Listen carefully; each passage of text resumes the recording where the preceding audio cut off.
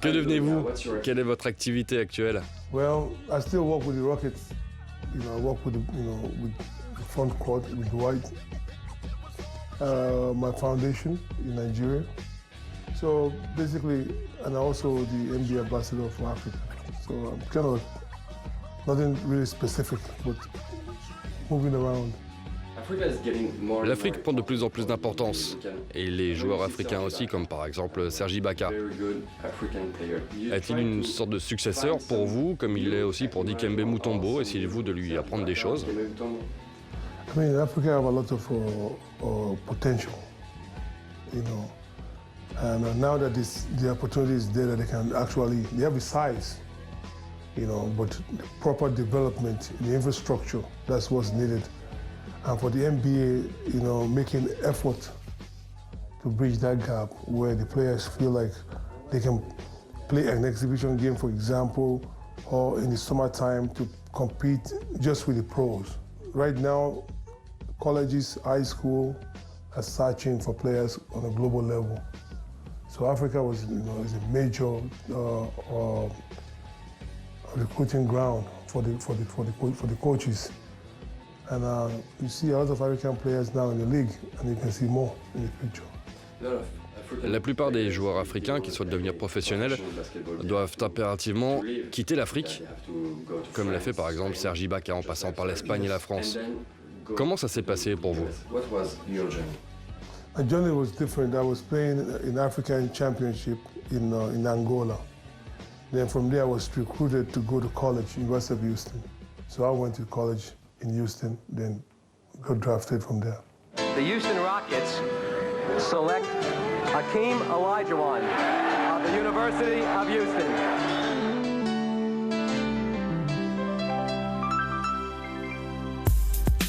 Olajuwon blocks it away.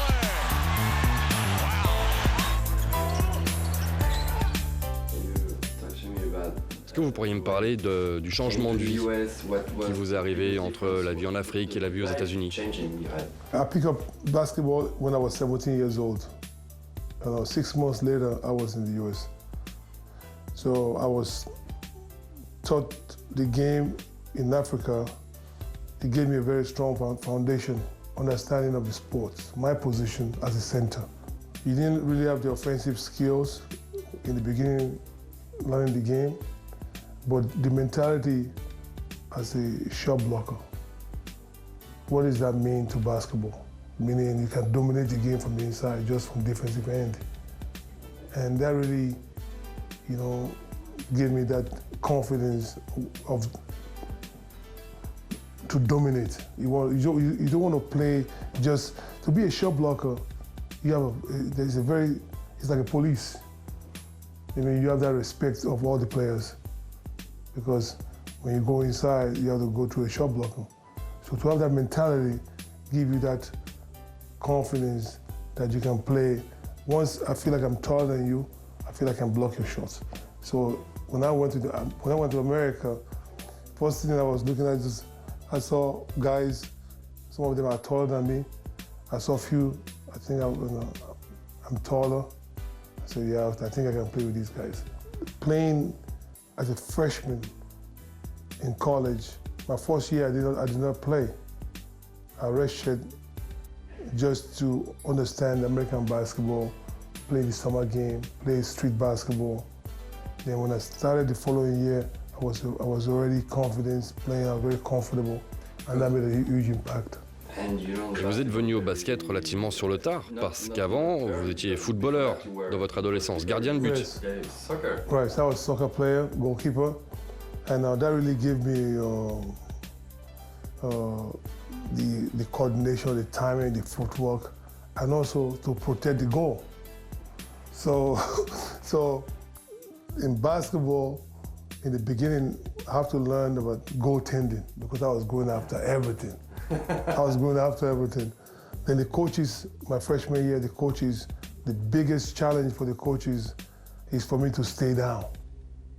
Don't go for the pump fake, because I was going for everything.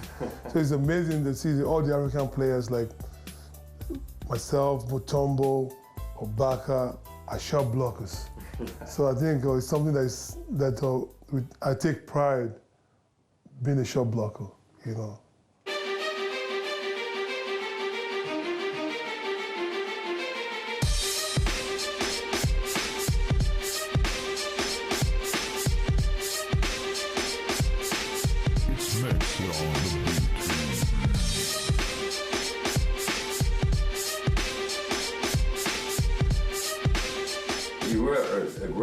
Vous étiez un grand contreur, mais votre jeu a évolué au fur et à mesure des saisons. Vous êtes devenu de plus en plus complet. Et qui vous a aidé ou qu'est-ce qui vous a aidé à vous développer? Basketball in the summertime, in the playground. If you play center position, you play inside, they're not going to pass you the ball. They want you to rebound, you block shot and rebound for them. The guards and forward, they will, shoot the ball on offense. So in order for me to participate on offense, you have to play the style of basketball, which is more like a forward, put on the floor, ball handling. You have to be able to handle the ball, which is the opposite of what we've been taught as a big man. The big man, don't put it on the floor, keep it out. So I expanded my game in the summertime playing basketball. But now the challenge is now to play the same kind of style of basketball with coaches there. They want to put you inside, don't put it on the floor. It's totally against, what you really enjoy. That's one. The second is fadeaway jumper, to be able to fade away. When I'm playing against a guy that's a 7-footer, there's no way I can shoot over him. His challenge is a shot blocker. So I have to get him off balance and fade it out. But the coaches, they want me to shoot and follow. So everything that you've been taught, textbook-wise, is against the reality of basketball. So you have to find a way to get things done, to be a scorer. At our time, a big man shouldn't be fading away, he should be playing inside.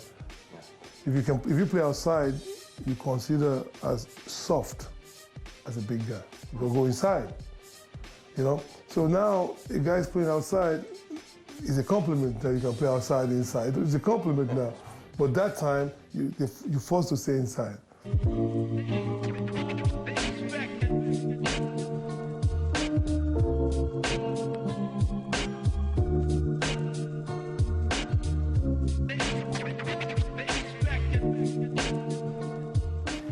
Aviez-vous une idole? Aujourd'hui, les jeunes veulent devenir Kobe Bryant ou LeBron James, etc. Qui vous a fait rêver, vous? Well, as a center, I look at Kareem, Moses Malone, at all the big guys. But inside, I like guard. I like to be a small forward, a guard. So that's my natural love for the game. I like the big man's game, but the traditional big man seems like it's not as fun if you're not mobile. Just, very, very mechanical. It's very limited. And of course, you're in the paint, there's no room to put it on the floor. So you have to create, you have to be very quick, you have to put flair into the game. So I consider playing like a guard in a big frame. So try to do things that the big man don't like to do. When I play against a big guy, I want to make him to guard the guard, not the center. Bring him outside, drive, make him slide, not just standing around pushing. So when I play against a forward, then I will go post. So you have to have both to be able to give the opponent what they don't like to do. And that's my approach. Vous avez passé quelques étés à entraîner Kobe Bryant. Yes. Quel était le but de ces entraînements? C'est vrai que c'est pas forcément un intérieur. Il y a eu d'autres joueurs aussi. Quel était le message? First of all, one of the biggest compliments that Kobe said, I love the post. He loved to post up. He loves it. And he likes my movement. So how can I add value to his game? So I said, wow, this is a joy for me because you already have all the skills. You're God. So now, how can you now reverse all those moves now in the post? So working with Kobe was a joy for me because you're working with somebody, when you demonstrate something, you get it right away and he loves it. So we keep going back and forward, baseline, dream shake, fade away. Everything that I love to do, he's a God, so he can put on the floor in traffic and control.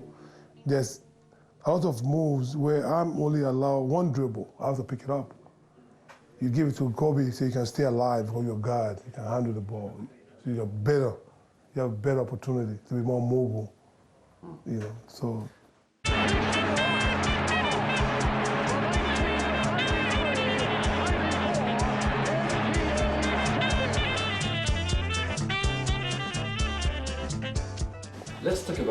Parlons de vos 2 titres avec les Houston Rockets.